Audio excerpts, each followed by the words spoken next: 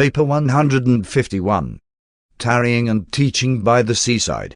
By March the 10th all of the preaching and teaching groups had foregathered at Bethsaida. Thursday night and Friday many of them went out to fish, while on the Sabbath day they attended the synagogue to hear an aged Jew of Damascus discourse on the glory of Father Abraham. Jesus spent most of this Sabbath day alone in the hills. That Saturday night the Master talked for more than an hour to the assembled groups on the mission of adversity and the spiritual value of disappointment. This was a memorable occasion, and his hearers never forgot the lesson he imparted. Jesus had not fully recovered from the sorrow of his recent rejection at Nazareth. The apostles were aware of a peculiar sadness mingled with his usual cheerful demeanor. James and John were with him much of the time, Peter being more than occupied with the many responsibilities having to do with the welfare and direction of the new corps of evangelists. This time of waiting before starting for the Passover at Jerusalem, the women spent in visiting from house to house, teaching the gospel, and ministering to the sick in Capernaum and the surrounding cities and villages. 1. The parable of the sower. About this time Jesus first began to employ the parable method of teaching the multitudes that so frequently gathered about him. Since Jesus had talked with the apostles and others long into the night, on this Sunday morning very few of the group were up for breakfast. So he went out by the seaside and sat alone in the boat, the old fishing boat of Andrew and Peter, which was always kept at his disposal, and meditated on the next move to be made in the work of extending the kingdom. But the Master was not to be alone for long. Very soon the people from Capernaum and nearby villages began to arrive, and by 10 o'clock that morning almost 1,000 were assembled on shore near Jesus' boat and were clamoring for attention. Peter was now up and, making his way to the boat, said to Jesus, "Master, shall one talk to them?" But Jesus answered, "No, Peter, one will tell them a story." And then Jesus began the recital of the parable of the sower, one of the first of a long series of such parables which he taught the throngs that followed after him. This boat had an elevated seat on which he sat, for it was the custom to sit when teaching while he talked to the crowd assembled along the shore. After Peter had spoken a few words, Jesus said, "A sower went forth to sow. And it came to pass as he sowed that some seed fell by the wayside to be trodden underfoot and devoured by the birds of heaven. Other seed fell upon the rocky places where there was little earth, and immediately it sprang up because there was no depth to the soil, but as soon as the sun shone, it withered because it had no root whereby to secure moisture. Other seed fell among the thorns, and as the thorns grew up, it was choked so that it yielded no grain. Still other seed fell upon good ground and, growing, yielded, some 20-fold, some 60-fold, and some 100-fold. And when he had finished speaking this parable, he said to the multitude, "He who has ears to hear, let him hear." The apostles and those who were with them, when they heard Jesus teach the people in this manner, were greatly perplexed. And after much talking among themselves, that evening in the Zebedee garden Matthew said to Jesus, "Master, what is the meaning of the dark sayings which you present to the multitude? Why do you speak in parables to those who seek the truth?" And Jesus answered, "In patience have one instructed you all this time. To you it is given to know the mysteries of the kingdom of heaven, but to the undiscerning multitudes and to those who seek our destruction, from now on, the mysteries of the kingdom shall be presented in parables. And this we will do so that those who really desire to enter the kingdom may discern the meaning of the teaching and thus find a salvation, while those who listen only to ensnare us may be the more confounded in that they will see without seeing and will hear without hearing. My children, do you not perceive the law of the Spirit which decrees that to him who has shall be given so that he shall have an abundance? But from him who has not shall be taken away even that which he has. Therefore will one henceforth speak to the people much in parables to the end that our friends and those who desire to know the truth may find that which they seek, while our enemies and those who love not the truth may hear without understanding. Many of these people follow not in the way of the truth. The prophet did, indeed, describe all such undiscerning souls when he said, "For this people's heart has waxed gross, and their ears are dull of hearing, and their eyes they have closed, lest they should discern the truth, and understand it in their hearts." The apostles did not fully comprehend the significance of the Master's words. As Andrew and Thomas talked further with Jesus, Peter and the other apostles withdrew to another portion of the garden where they engaged in earnest and prolonged discussion. 2. Interpretation of the parable. Peter and the group about him came to the conclusion that the parable of the sower was an allegory, that each feature had some hidden meaning, and so they decided to go to Jesus and ask for an explanation. Accordingly, Peter approached the Master, saying, "We are not able to penetrate the meaning of this parable, and we desire that you explain it to us, since you say it is given us to know the mysteries of the kingdom." And when Jesus heard this, he said to Peter, "My son, one desire to withhold nothing from you, but first suppose you tell me what you have been talking about. What is your interpretation of the parable?" After a moment of silence, Peter said, "Master, we have talked much concerning the parable, and this is the interpretation one have decided upon. The sower is the gospel preacher. The seed is the word of God. The seed which fell by the wayside represents those who do not understand the gospel teaching. The birds which snatched away the seed that fell upon the hardened ground represent Satan, or the evil one, who steals away that which has been sown in the hearts of these ignorant ones. The seed which fell upon the rocky places, and which sprang up so suddenly, represents those superficial and unthinking persons who, when they hear the glad tidings, receive the message with joy. But because the truth has no real root in their deeper understanding, their devotion is short-lived in the face of tribulation and persecution. When trouble comes, these believers stumble. They fall away when tempted. The seed which fell among thorns represents those who hear the word willingly, but who allow the cares of the world and the deceitfulness of riches to choke the word of truth so that it becomes unfruitful.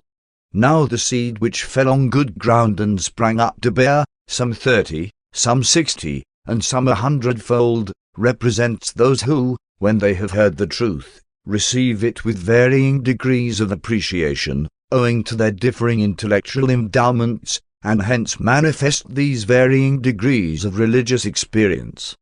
Jesus, after listening to Peter's interpretation of the parable, asked the other apostles if they did not also have suggestions to offer. To this invitation only Nathanael responded. Said he, "Master, while one recognized many good things about Simon Peter's interpretation of the parable, one do not fully agree with him. My idea of this parable would be, the seed represents the gospel of the kingdom, while the sower stands for the messengers of the kingdom. The seed which fell by the wayside on hardened ground represents those who have heard but little of the gospel, along with those who are indifferent to the message, and who have hardened their hearts. The birds of the sky that snatched away the seed which fell by the wayside represent one's habits of life, the temptation of evil, and the desires of the flesh. The seed which fell among the rocks stands for those emotional souls who are quick to receive new teaching and equally quick to give up the truth when confronted with the difficulties and realities of living up to this truth. They lack spiritual perception. The seed which fell among the thorns represents those who are attracted to the truths of the gospel. They are minded to follow its teachings, but they are prevented by the pride of life, jealousy, envy, and the anxieties of human existence. The seed which fell on good soil, springing up to bear, some 30, some 60, and some 100-fold, represents the natural and varying degrees of ability to comprehend truth and respond to its spiritual teachings by men and women who possess diverse endowments of spirit illumination. When Nathanael had finished speaking, the apostles and their associates fell into serious discussion and engaged in earnest debate, some contending for the correctness of Peter's interpretation, while almost an equal number sought to defend Nathanael's explanation of the parable. Meanwhile Peter and Nathanael had withdrawn to the house, where they were involved in a vigorous and determined effort to convince and change the mind of the other. The master permitted this confusion to pass the point of most intense expression. Then he clapped his hands and called them about him. When they had all gathered around him once more, he said, "Before one tell you about this parable, do any of you have aught to say?" Following a moment of silence, Thomas spoke up, "Yes, Master, one wished to say a few words. One remember that you once told us to beware of this very thing. You instructed us that, when using illustrations for our preaching, we should employ true stories, not fables, and that we should select a story best suited to the illustration of the one central and vital truth which we wished to teach the people, and that, having so used the story, we should not attempt to make a spiritual application of all the minor details involved in the telling of the story. One hold that Peter and Nathanael are both wrong in their attempts to interpret this parable. One admire their ability to do these things, but one am equally sure that all such attempts to make a natural parable yield spiritual analogies in all its features can only result in confusion and serious misconception of the true purpose of such a parable. That one am right is fully proved by the fact that, whereas we were all of one mind an hour ago, now are we divided into two separate groups who hold different opinions concerning this parable, and hold such opinions so earnestly as to interfere, in my opinion, with our ability fully to grasp the great truth which you had in mind when you presented this parable to the multitude and subsequently asked us to make comment upon it. The words which Thomas spoke had a quieting effect on all of them. He caused them to recall what Jesus had taught them on former occasions, and before Jesus resumed speaking, Andrew arose, saying, "One am persuaded that Thomas is right, and one would like to have him tell us what meaning he attaches to the parable of the sower." After Jesus had beckoned Thomas to speak, he said, "My brethren, one did not wish to prolong this discussion, but if you so desire, one will say that one think this parable was spoken to teach us one great truth. And that is that our teaching of the gospel of the kingdom, no matter how faithfully and efficiently we execute our divine commissions, is going to be attended by varying degrees of success, and that all such differences in results are directly due to conditions inherent in the circumstances of our ministry, conditions over which we have little or no control." When Thomas had finished speaking, the majority of his fellow preachers were about ready to agree with him. Even Peter and Nathanael were on their way over to speak with him, when Jesus arose and said, "Well done, Thomas. You have discerned the true meaning of parables. But both Peter and Nathanael have done you all equal good in that they have so fully shown the danger of undertaking to make an allegory out of my parables. In your own hearts you may often profitably engage in such flights of the speculative imagination, but you make a mistake when you seek to offer such conclusions as a part of your public teaching." Now that the tension was over, Peter and Nathanael congratulated each other on their interpretations, and with the exception of the Alphaeus twins, each of the apostles ventured to make an interpretation of the parable of the sower before they retired for the night. Even Judas Iscariot offered a very plausible interpretation. The 12 would often, among themselves, attempt to figure out the Master's parables as they would an allegory, but never again did they regard such speculations seriously. This was a very profitable session for the apostles and their associates, especially so since from this time on Jesus more and more employed parables in connection with his public teaching. 3. More about parables. The apostles were parable-minded, so much so that the whole of the next evening was devoted to the further discussion of parables. Jesus introduced the evening's conference by saying, "My beloved, you must always make a difference in teaching so as to suit your presentation of truth to the minds and hearts before you. When you stand before a multitude of varying intellects and temperaments, you cannot speak different words for each class of hearers, but you can tell a story to convey your teaching, and each group, even each individual, will be able to make his own interpretation of your parable in accordance with his own intellectual and spiritual endowments.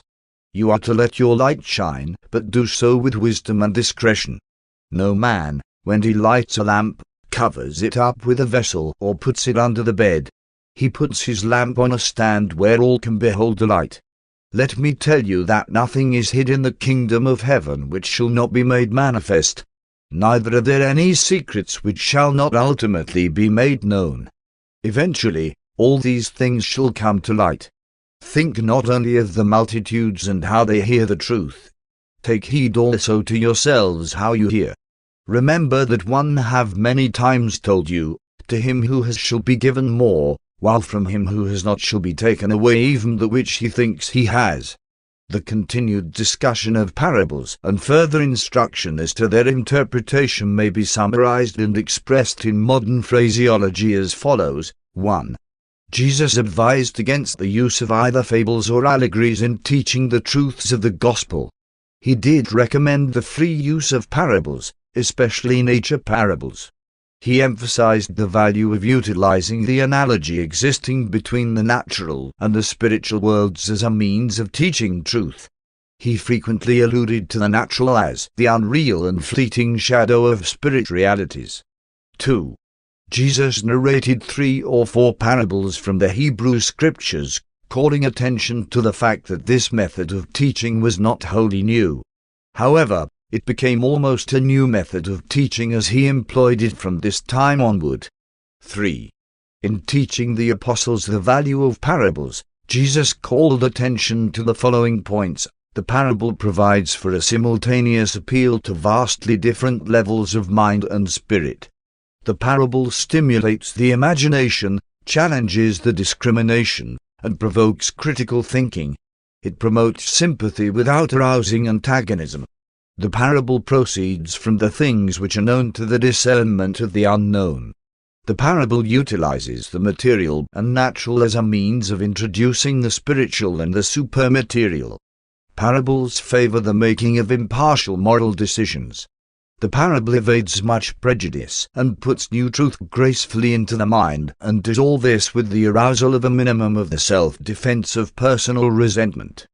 To reject the truth contained in parabolical analogy requires conscious intellectual action which is directly in contempt of one's honest judgment and fair decision. The parable conduces to the forcing of thought through the sense of hearing.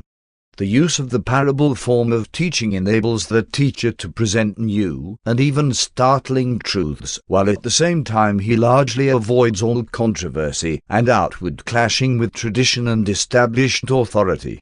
The parable also possesses the advantage of stimulating the memory of the truth taught when the same familiar scenes are subsequently encountered. In this way Jesus sought to acquaint his followers with many of the reasons underlying his practice of increasingly using parables in his public teaching. Toward the close of the evening's lesson Jesus made his first comment on the parable of the sower. He said the parable referred to 2 things. First, it was a review of his own ministry up to that time and a forecast of what lay ahead of him for the remainder of his life on earth. And second, it was also a hint as to what the apostles and other messengers of the kingdom might expect in their ministry from generation to generation as time passed. Jesus also resorted to the use of parables as the best possible refutation of the studied effort of the religious leaders at Jerusalem to teach that all of his work was done by the assistance of demons and the prince of devils. The appeal to nature was in contravention of such teaching, since the people of that day looked upon all natural phenomena as the product of the direct act of spiritual beings and supernatural forces. He also determined upon this method of teaching because it enabled him to proclaim vital truths to those who desired to know the better way, while at the same time affording his enemies less opportunity to find cause for offense and for accusations against him. Before he dismissed the group for the night, Jesus said, "Now will one tell you the last of the parable of the sower. One would test you to know how you will receive this. The kingdom of heaven is also like a man who cast good seed upon the earth.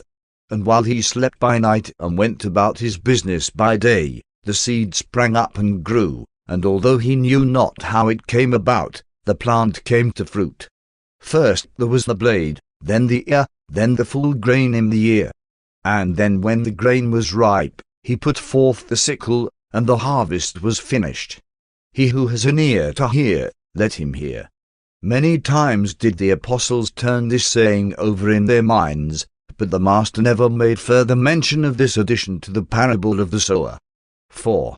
More parables by the sea. The next day Jesus again taught the people from the boat, saying, The kingdom of heaven is like a man who sowed good seed in his field. But while he slept, his enemy came and sowed weeds among the wheat and hastened away.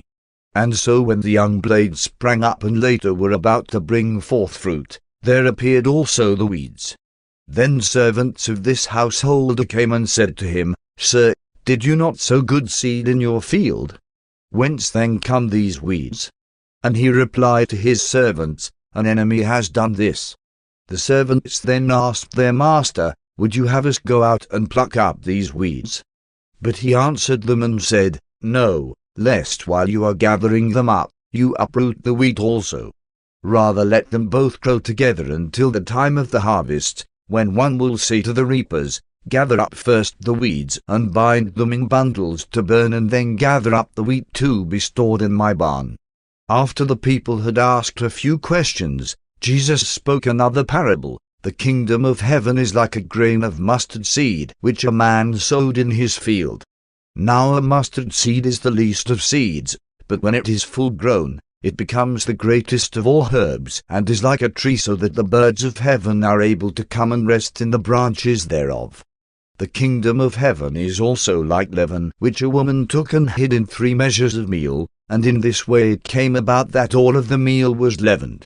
The kingdom of heaven is also like a treasure hidden in a field, which a man discovered. In his joy he went forth to sell all he had, that he might have the money to buy the field. The kingdom of heaven is also like a merchant seeking goodly pearls, and having found one pearl of great price, he went out and sold everything he possessed, that he might be able to buy the extraordinary pearl.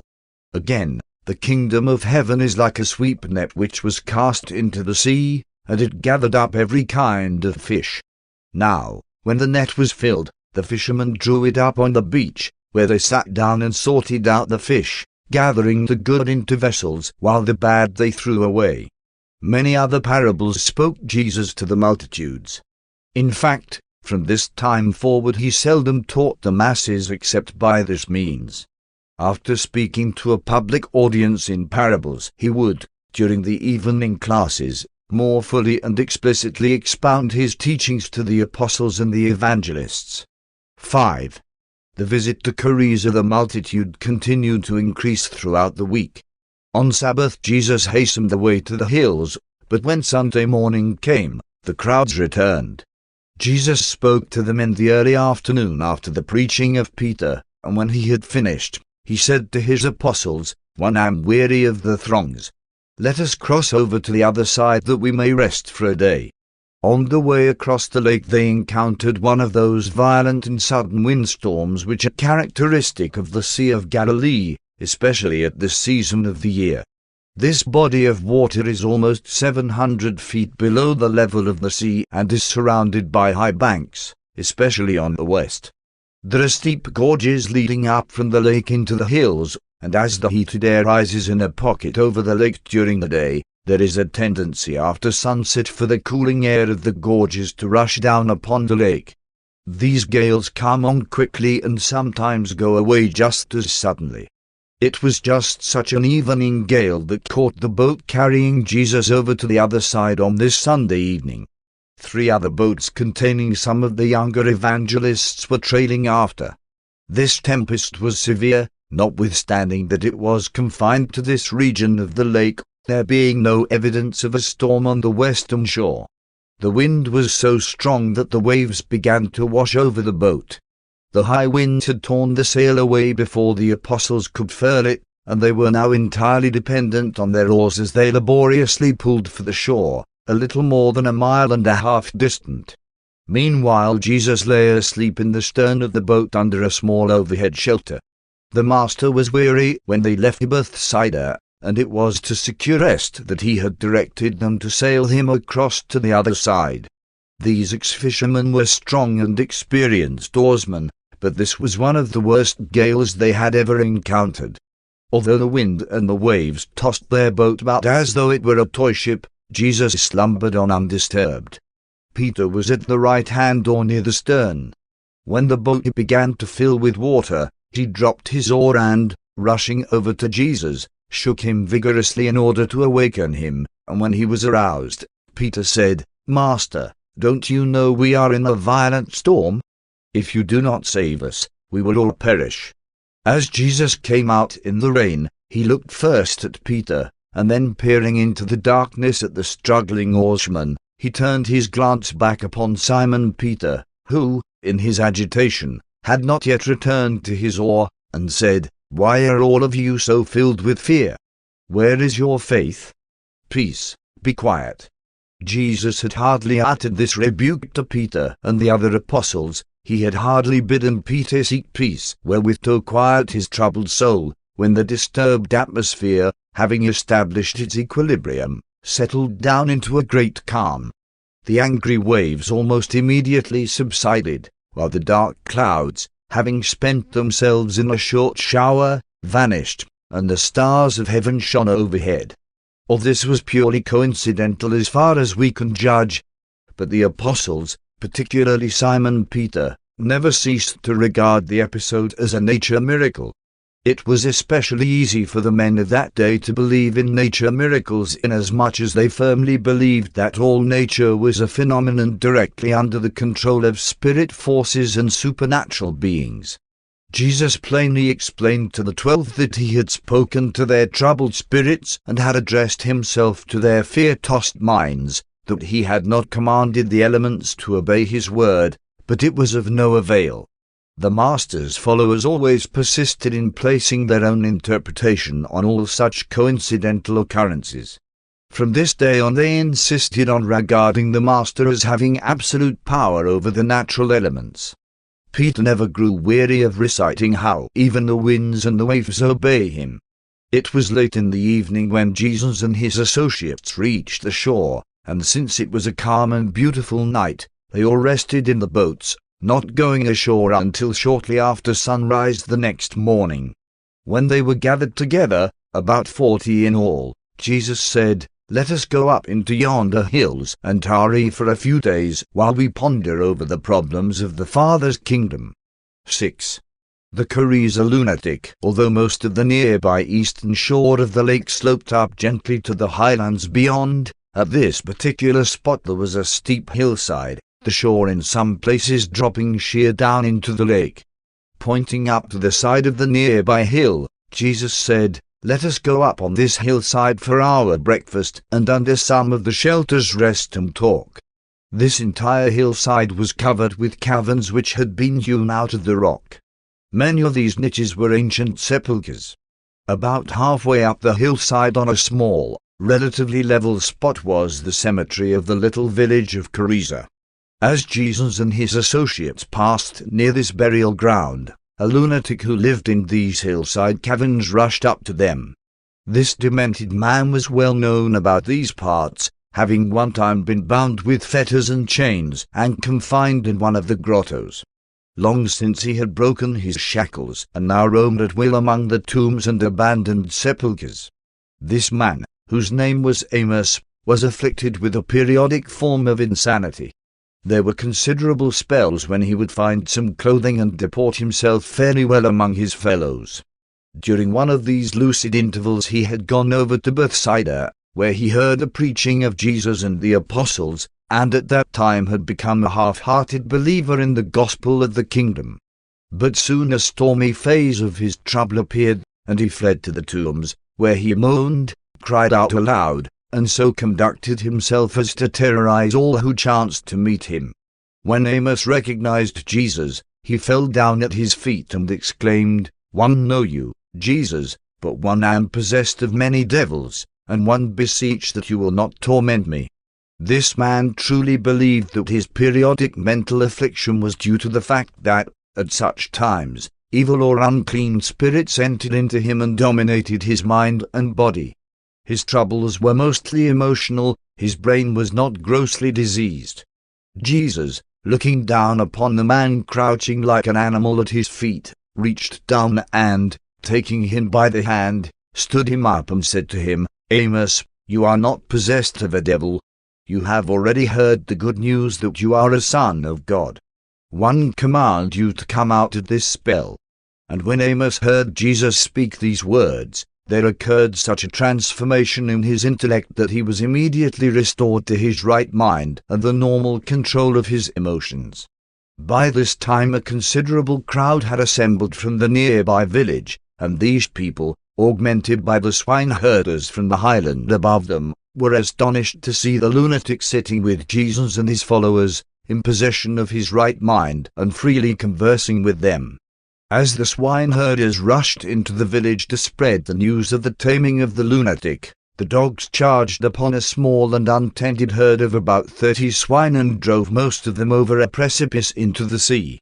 And it was this incidental occurrence, in connection with the presence of Jesus and the supposed miraculous curing of the lunatic, that gave origin to the legend that Jesus had cured Amos by casting a legion of devils out of him, and that these devils had entered into the herd of swine, causing them forthwith to rush headlong to their destruction in the sea below. Before the day was over, this episode was published abroad by the swine tenders, and the whole village believed it. Amos most certainly believed this story. He saw the swine tumbling over the brow of the hill shortly after his troubled mind had quieted down, and he always believed that they carried with them the very evil spirits which had so long tormented and afflicted him. And this had a good deal to do with the permanency of his cure.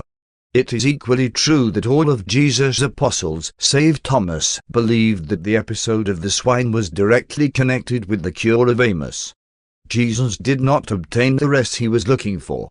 Most of that day he was thronged by those who came in response to the word that Amos had been cured, and who were attracted by the story that the demons had gone out of the lunatic into the herd of swine. And so, after only one night of rest, early Tuesday morning Jesus and his friends were awakened by a delegation of these swine-raising Gentiles who had come to urge that he depart from their midst. Said their spokesman to Peter and Andrew, fishermen of Galilee, "Depart from us and take your prophet with you. We know he is a holy man, but the gods of our country do not know him, and we stand in danger of losing many swine. The fear of you has descended upon us, so that we pray you to go hence." And when Jesus heard them, he said to Andrew, "Let us return to our place." As they were about to depart, Amos besought Jesus to permit him to go back with them, but the master would not consent. Says Jesus to Amos, "Forget not that you are a son of God. Return to your own people and show them what great things God has done for you." And Amos went about publishing that Jesus had cast a legion of devils out of his troubled soul, and that these evil spirits had entered into a herd of swine, driving them to quick destruction. And he did not stop until he had gone into all the cities of the Decapolis, declaring what great things Jesus had done for him.